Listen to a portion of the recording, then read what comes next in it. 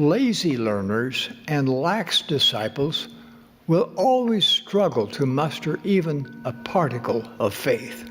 If children have a happy family experience, they will not want to be homosexuals, which I am sure is an acquired addiction, just as drugs, alcohol, and pornography are. The promoters of homosexuality say they were born that way, but I do not believe this is true. If a destitute family is faced with the decision of paying their tithing or eating, they should pay their tithing. It's wrong to criticize leaders of the church, even if the criticism is true. But because of that little cup of coffee, she could not qualify for Temple Recommend. And neither could those of her children who drank coffee with her. When the prophet speaks, sisters, the debate is over. If you choose to become inactive or to leave the restored Church of Jesus Christ of Latter-day Saints, where will you go? What will you do? I hope you realize that if you walk away from this religion, you lose everything. You lose everything.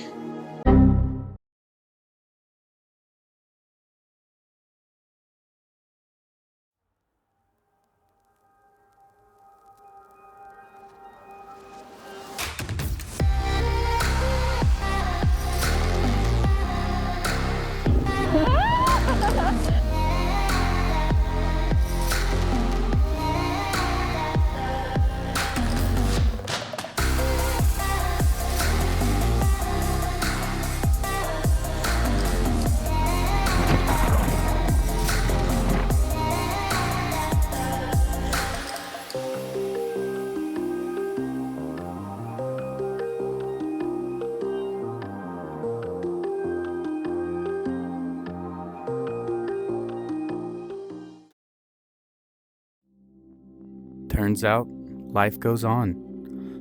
On the other side of the existential fears that kept you from truly questioning the contradictory answers you were given lies innumerable paths of possibility. Uncertainty is uncomfortable, but it's in accepting that being human means being uncertain that the freedom to adapt to new information and experience is fully revealed. Rather than running from it, grow with it. Everyone becomes a potential teacher. You can find beauty and truth among all imperfect ideologies, while keeping enough space to let go of what doesn't work. That is the beauty and wisdom of the human experience.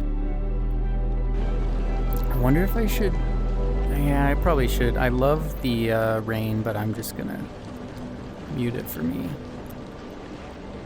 Sounds good. Okay. Are you hand tracking? Okay. Yeah. Dope. Oh, okay. Oh, yeah. The only thing is when you like rest your hands down, they might like disappear and jerk around, but I think overall it's gonna look way cooler. So, I mean, I guess you're demonstrating one of them right now, but what are some benefits for using VR or VR chat over other forms of online interaction? Well, first of all, obviously the distance. Just being able to all meet up pretty much any time when everyone's available. You don't have to drive for hours if the roads are dangerous, or if you're living state to state, if you're far. You can just meet up pretty much any time, which is really cool. The second most obvious to me is just that all this depth and the perception of VR completely changes your experience.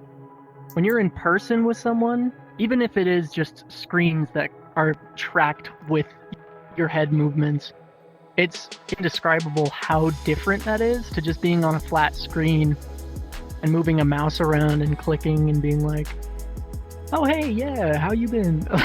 It just feels much more personal. It feels like we're actually, in some form or another, in each other's presence.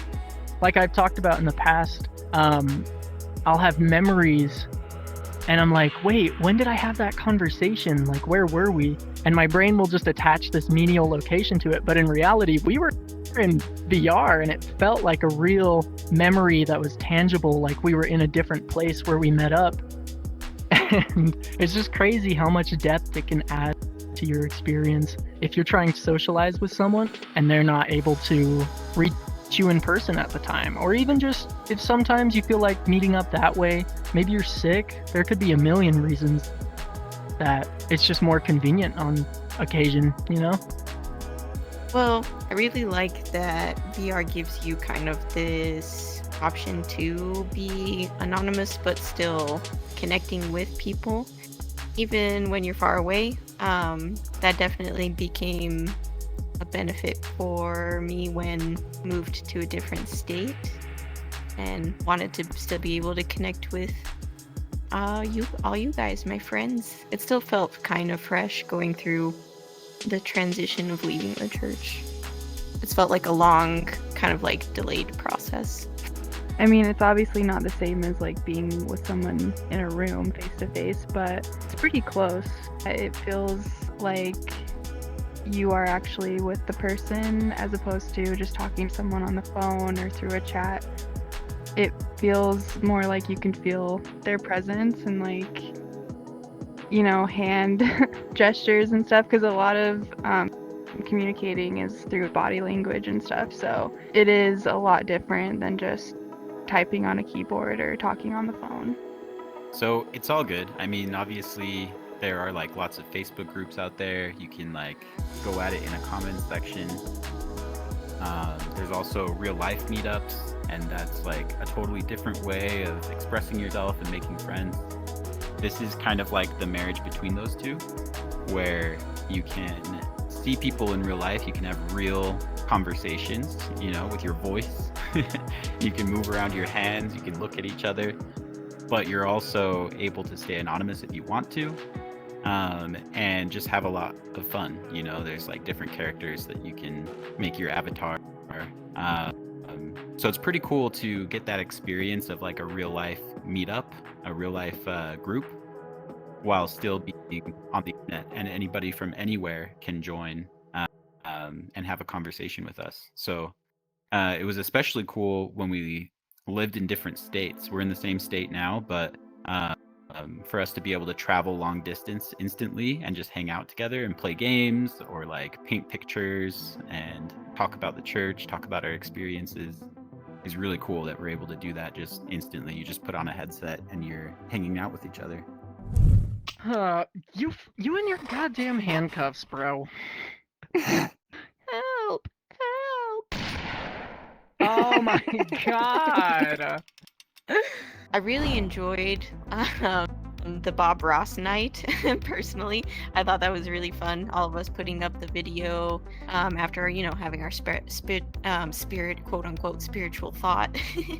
But putting the video up and just doing our best to try to follow it. And then at the end, being able to put all of our, like, drawings next to each other, and just seeing kind of the differences, but the general like idea that we all followed kind of felt like a beautiful analogy of life, where it's like we're all trying to do the same thing but have different techniques or ways of getting there. Honestly, probably my favorite was when we played that, like, I don't know what to call it. It's kind of like Among Us. It's kind of like one of those games where you figure out who the killer is and they're like chasing you around the map. And we played that in VR, which makes it more like engaging, I guess. More like you're there. It's more immersive. Yeah, that was really fun. But also just like being able to talk about this stuff and not take it super seriously, you know, like these are serious topics that we're talking about, and a lot of times we have bad experiences or even trauma related to the things that we're talking about, and the ability to lighten the mood a little bit and just like hang out in some cool place, you know. Sometimes it's like big lights and music and you're like floating through space. Sometimes we're like swimming through the ocean. Sometimes we're hanging out in like some like cozy cabin type of setting. And just to be able to do all of that, go to these different places and just kind of lighten the mood for us to be able to talk about this stuff. And it just feels like Like you can take it super seriously, and you can also let go of things, and you can lighten up a little bit and play around. We're a little bit irreverent, a little bit goofy, and I feel like that comes pretty naturally in VR. You know, like we're just floating around, goofing off, while we're also talking about these really important topics and sometimes serious negative experiences that we've had. Just kind of feels like we're building a bond with each other, and we're also healing from these experiences that we've all had. So I've enjoyed that. That's my favorite thing. Just the conversations that we've had, and just like the sense of community that we feel. Like a lot of us have a lot of shared experiences and thoughts and feelings about leaving the church, so it's nice to feel like connected in that way and feel understood and feel like we understand like what the person is talking about, because it's kind of a unique experience leaving a high demand religion, so it's really nice to feel like understood in that, and just being able to talk about those things authentically without feeling judged. Oh, that's hard. Favorite experience? I would have to say I have a couple.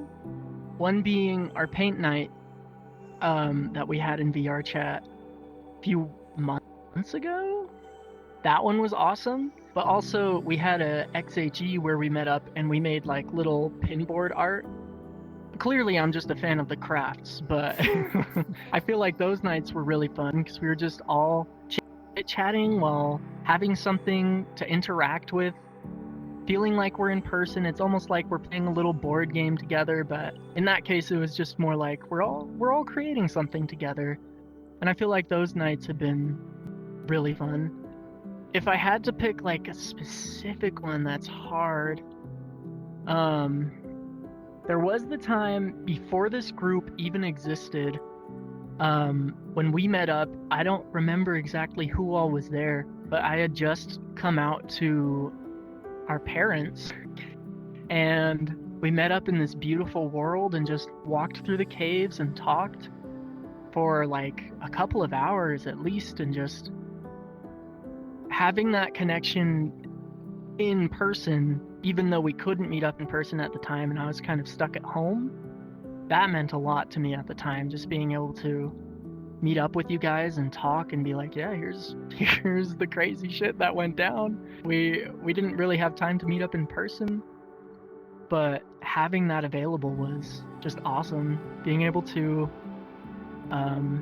meet face to face and have my support system there when I needed it. Not to sound too chronically online, but at the time when we couldn't all meet up in person and schedule that, it was really nice having people to talk to and having this beautiful environment to explore while going through everything that happened.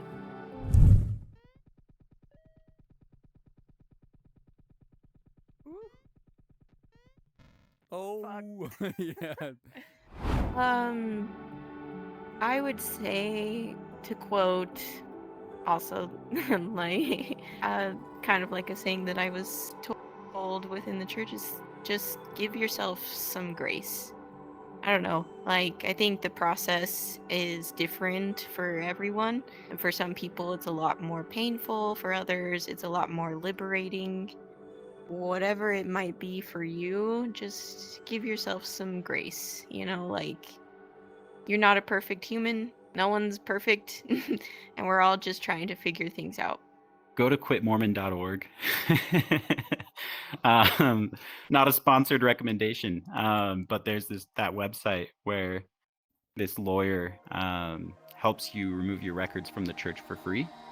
And the church has made it a little bit more of a difficult process than it used to be because they were losing so many members so quickly. But this website, you can go there and he'll basically represent you. And he'll be your legal representation towards the church for free. So you can remove your membership records, and basically the process is you have to go and like get it notarized. So you need to print out this document and sign it in front of a notary.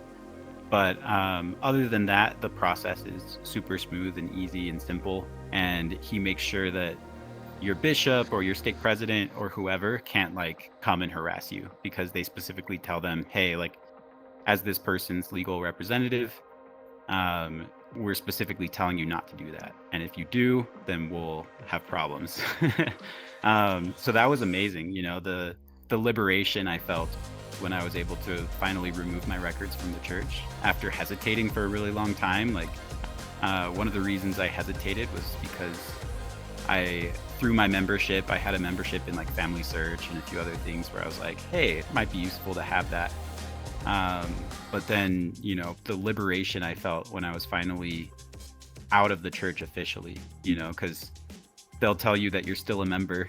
Even when you feel like you've left the church, they'll be like, oh, you're just a less active member of the church. You're still a member of the church. And to finally not be a member of the Mormon church is such a beautiful thing that just allowed me to move on, you know, and move it out of my life. So go to quitmormon.org. It's free. It's an amazing resource. I'm not affiliated with them in any way, but I really appreciate what they're doing for people. I would say, like, leaving the church, it looks different for everyone. So just take your time in processing those feelings, because, like I said, it doesn't look the same for everyone. So some people, it might take a while. Some people, it might just happen, you know, quickly. And I don't know, when I left the church, it took me a long time to process those feelings, and I would kind of compare myself to other people and be like, oh, I need to process these things like quickly, you know, like I need to do all this research, and I just want to be okay, you know, I just want to feel at peace with this decision.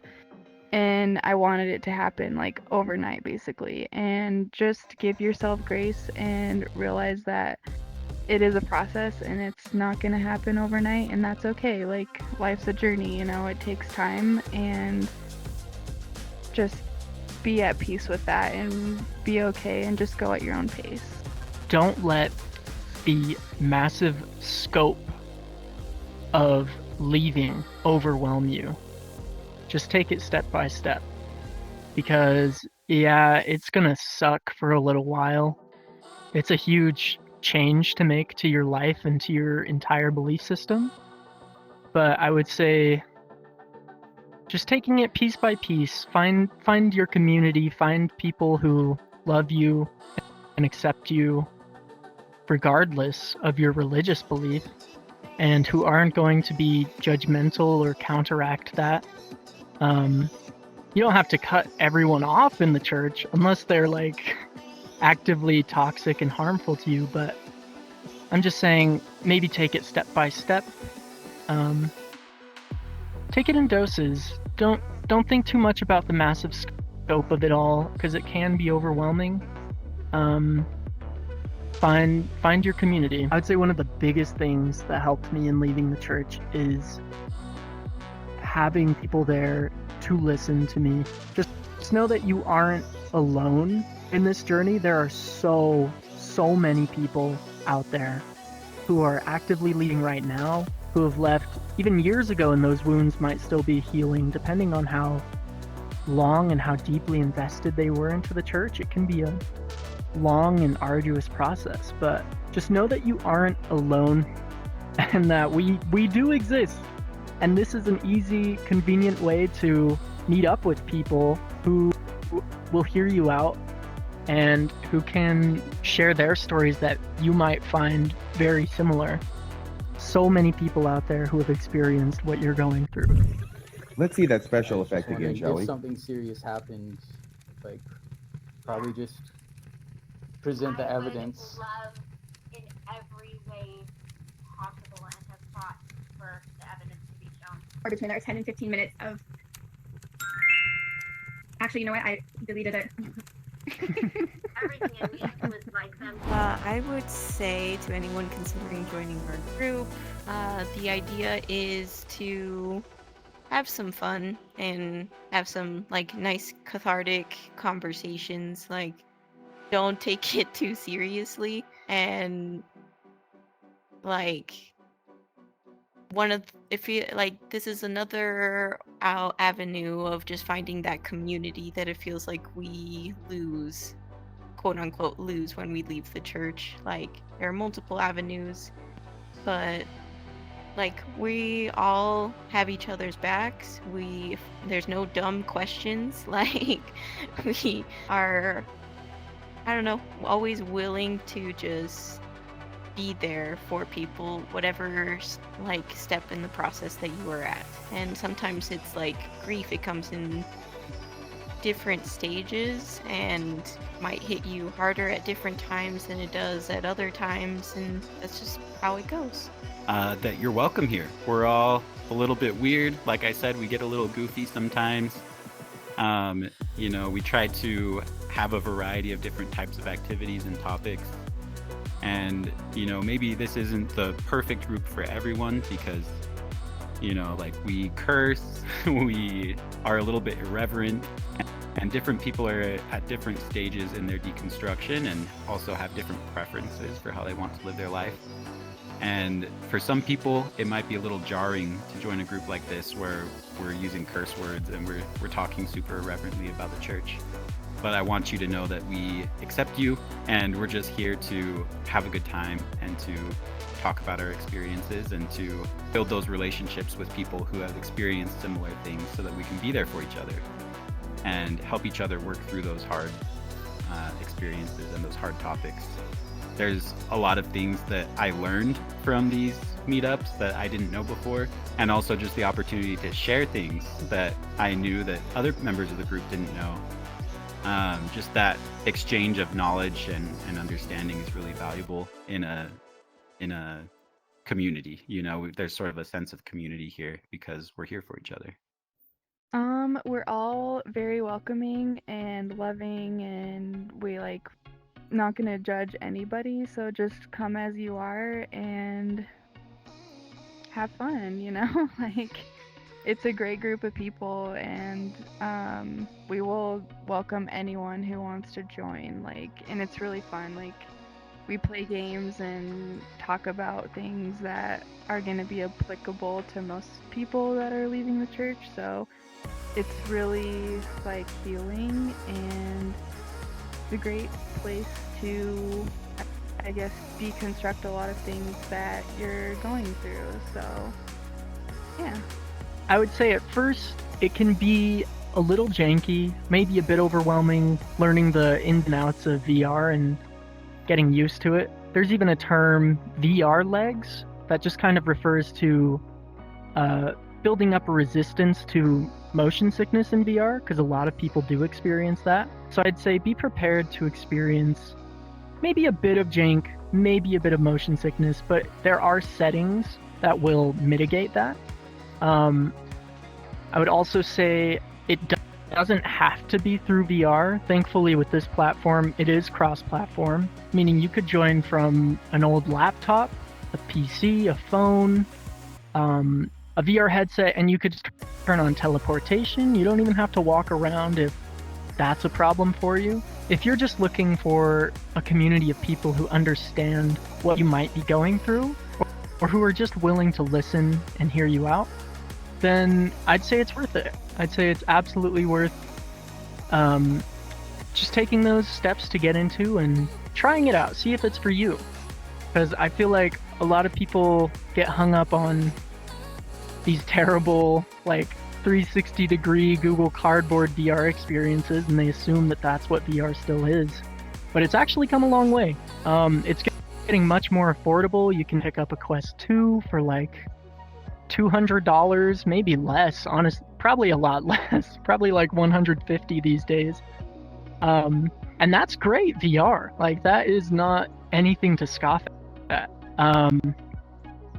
And yeah, again, if you can't afford that, there are options. It's cross-platform, lots of ways to get into it just to see if it's for you. And if you just want to tell your story or be heard or have people to talk to, then there are options. And welcome. You enjoyed it. I find it absolutely remarkable that Gen Camp is still out there as of the 4th of July weekend of 2024, calling up random people who attended Thrive events years earlier to try to get dirt on John DeLynn. And that's why today's episode is called Gen Camp Tries to Dig Up Dirt on John DeLynn. Too, okay. Just I don't know making who sure. that is. Oh my god, these cards. Nothing reminds me of my ex more than my first period. Snorting a chopped up Altoid. Mormons who don't live in Utah. Going on an epic adventure and learning a valuable lesson about friendship. Getting a new Bible. Bible. These are Bibles.